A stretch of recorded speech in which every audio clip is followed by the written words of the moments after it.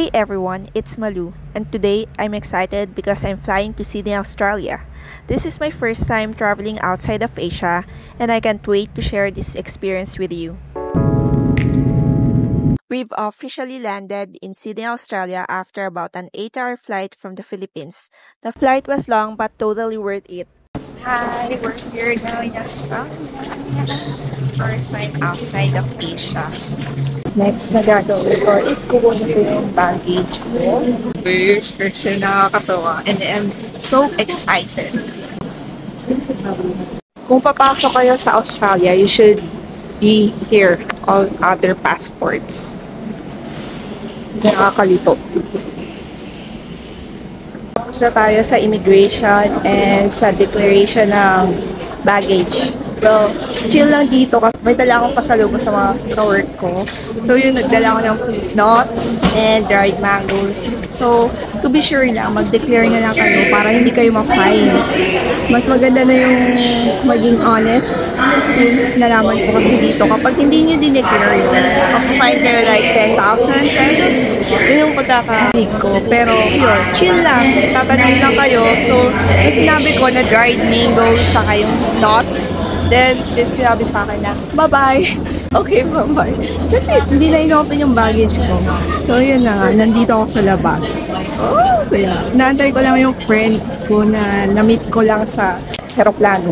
Ako ng SIM. At least ako nakakuha na ako ng SIM. True virtual SIM lang yung Eskimo. True Clue. Balak nga pala is magbabas na lang versus sa train kasi mas mura raw yung bus. At least, matatry ko yun. And actually, wala akong cash. So, credit card lang. Okay na yun. Punta kami dito sa 420 bus kasi mas makakamura raw kapag magbabas. Sumusunod na rin ako sa kasama ko kasi syempre na Google niya na. And after na lang nitong 420 na bus, sasakay na lang ako ng train. Gusto ko makakamura. Sasakay na ako dito sa bus, 420. Ang baba ko is sa Roxdale Station. And after yun, sasakay ako ng train. Dapat pinagay ng train dito para dis na idea ko na sa mga. So, labas na ako sa train station. Hinanap ko pa. Ang hirap. Pero syempre bago-bago pa lang ako dito. Next naman, nakahanapin ko yung hostel ko. 790 Backpackers Hostel. Based sa Google Map, dire-diretso lang. No. Oh, malamig siya konti, pero kahit walang jacket or sweater, okay naman siya. It's 24 degrees. Ayan na. Yung 790 Backpackers. So, this will be my hostel for the 4 days stay.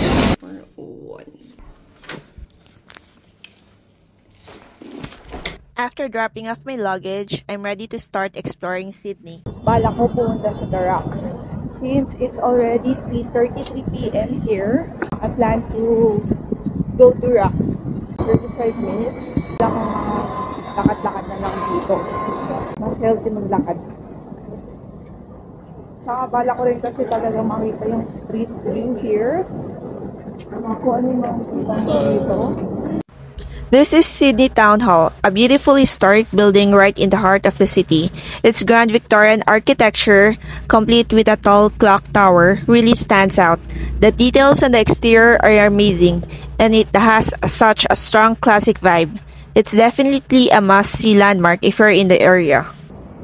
I even saw a couple taking wedding prenup photos, the perfect backdrop for a special moment. Ano lang ang architecture niya? Inner tour, we'll just go straight, going to the Rocks.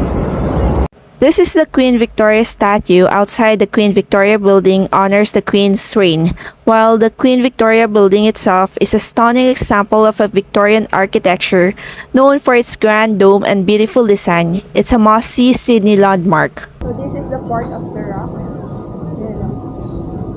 The Rocks is a historic neighborhood in Sydney, known for its cobblestone streets, colonial buildings, and stunning views of the Sydney Harbour Bridge.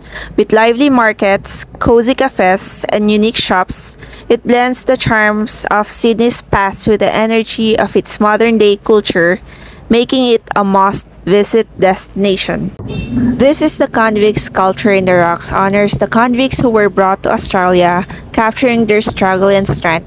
It's a poignant piece of art that reflects a significant part of Sydney's history. The Rocks, George Street.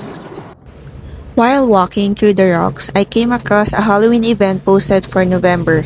It looks exciting with haunted tours and live music, but I'm still unsure if I should go. Explore the Rocks, Sydney's historic gem, with its industrial brick warehouses and stunning views of the Harbour Bridge. This area blends history and beauty in every corner.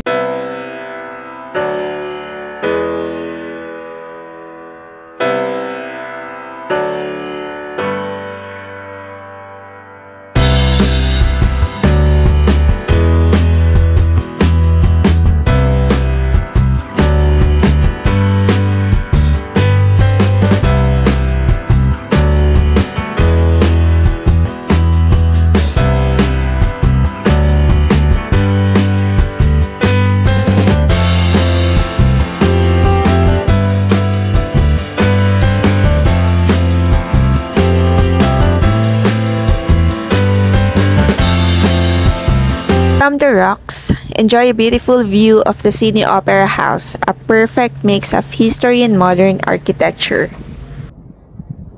And as you get closer, the iconic Harbour Bridge comes into view, offering a true taste of Sydney's beauty.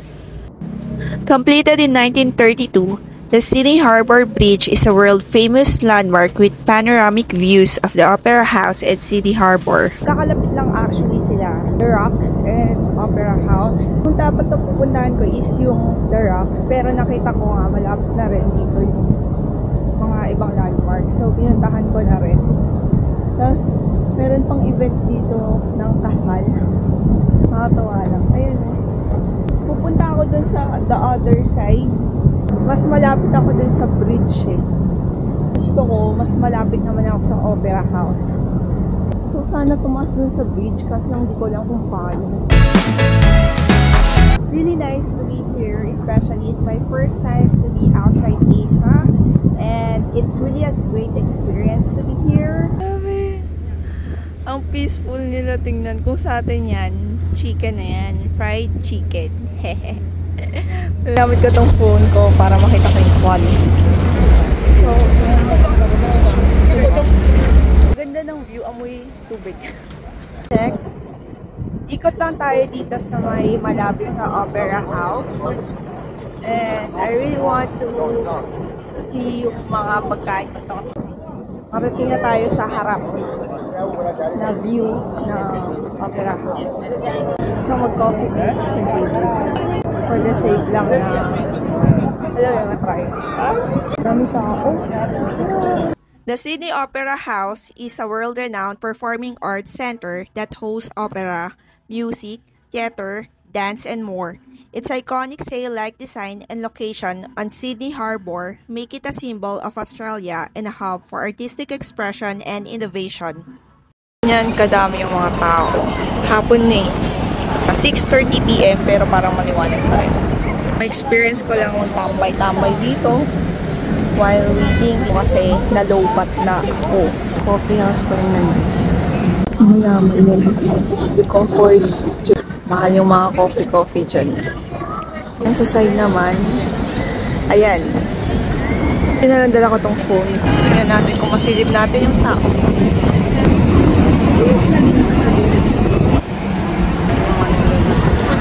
Minas pa ito ng iba.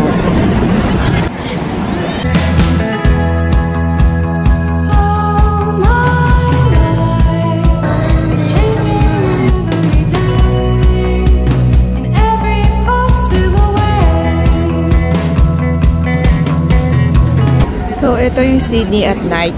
Inilaw na nila. Maghahanap ako ng makakainan. Hindi ko pa alam kasi kung saan ako kakain.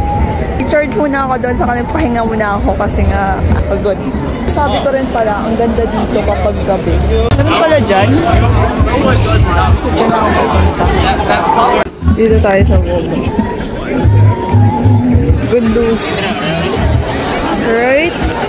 It's so nice. Alam mo yung parang kahit solo ka, you can feel the peace. Pero maganda siya, actually. So, try ko dun mag-coffee. Check ko kung ano yung makikita ko dun. Mga may okay na mag-coffee dun. Pero baka mahal. Check.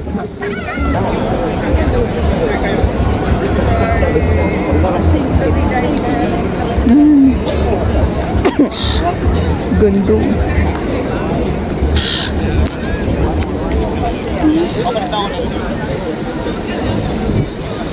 Ganda lang. Wow. Lights.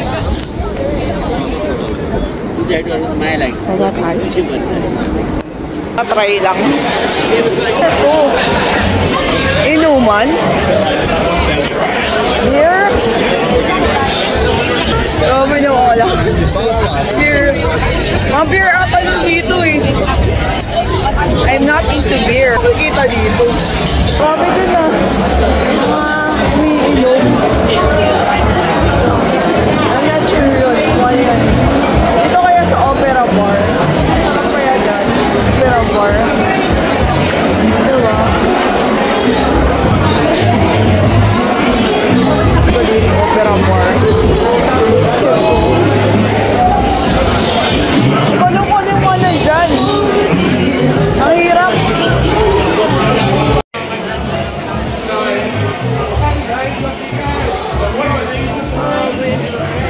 Grabe sa baba. Sobrang ingay, saka ang dilim. Tapos, hindi ko makita kung ano yung menu dun.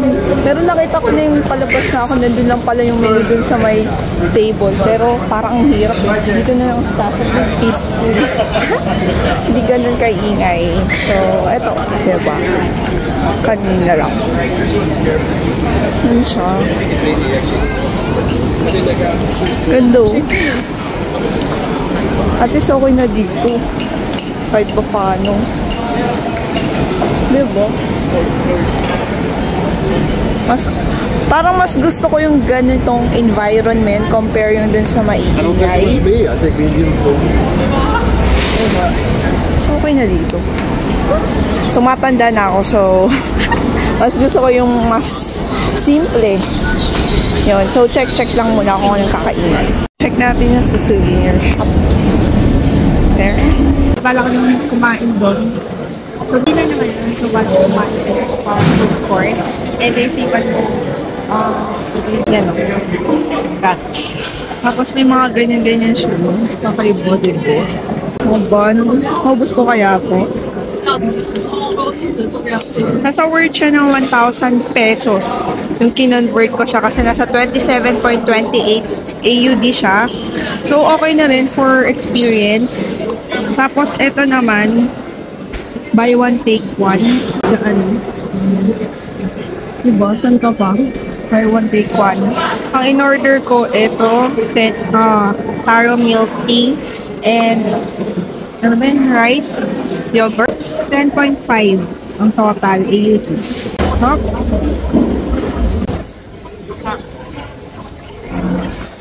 Ano kaya ito? Hindi ko alam eh. Basta kinuha ko lang yung gusto ko. Sarap ng itsura.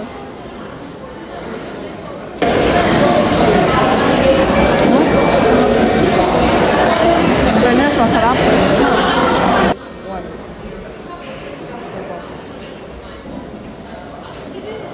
Sarap ah. Ice tea. Sarap na. Ito yung shrimp. Ano ko to?